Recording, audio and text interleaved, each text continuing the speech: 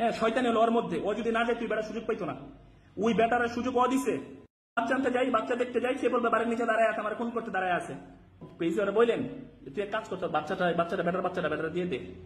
কারণ আমি ওর কাছে বাচ্চা পারলে দুদিন পর আমার বাচ্চারা ওর মতো ব্যবসায়ী বানাবে।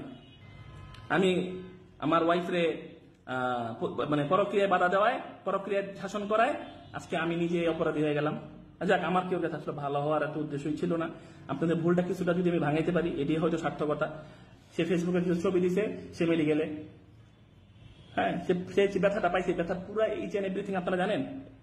সে তার আগের বিয়েগুলো আমার কাছে কেন গোপন করলো? আমি তো আমার বিয়ে তার কাছে প্রকাশ করছি। সবচেয়ে লজ্জার কথা কি জানেন? আমি তারে, সে সব যায় না আমাকে বিয়ে করছে, আমার আগে বউ আছে, বাচ্চা সব যায় না বিয়ে করছে। বিয়ের পরে বাচ্চাটা যখন হইলো, সে ফট করে আমার SMS দেখা দিয়ে বলে যে আপনার তার বউদেরকে ডিভোর্স দিয়ে দেন, না হলে তো 25 থেকে 30 ভরি গোল্ড তারা কিনা দেওয়া হয়েছে কম বেশি। সে গোল্ডগুলা বিক্রি করে সে টাকাগুলা ক্যাশ করছে।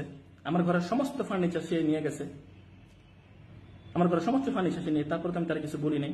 ঠিক আছে, এখনো সময় আছে। সে আমার বাচ্চা দিয়ে সে তার আগের হাজব্যান্ডের কাছে যাক, আমার কোনো আপত্তি নেই। আপনাদের কাছে বিচার দিছে, আপনারা জাতির ভবিষ্যৎ, আপনারা অনেক কিছু ফয়সালা করেন। ঠিক আছে, পেজে যেহেতু সবাই সোশ্যাল মিডিয়াতে অ্যাক্টিভ থাকবেন। ঠিক আছে, আমারও কোনো পরামর্শ থাকলে দিবেন। ঠিক আছে, আর সবচেয়ে বড় কথা হলো এই যে মানুষের নিয়ে যা, আমার নিয়ে যা বলছেন এগুলো আমি ক্ষমা দৃষ্টি দিয়ে দেখলাম। আপনাদেরকে নিয়ে আমার কোনো আপত্তি নাই, কোনো দোষ আমি আপনার সঙ্গে বলবো না। কারণ আমার ওয়াইফ যেটা বুঝাইছে আপনারা তো মোটামুটি সেটাই বুঝছেন। ঠিক আছে, দোষ আমার, আমি তাহলে কেন বিয়ে করলাম, এটা আমি নিজেই এখন গালি দিতে হইব। ঠিক আছে।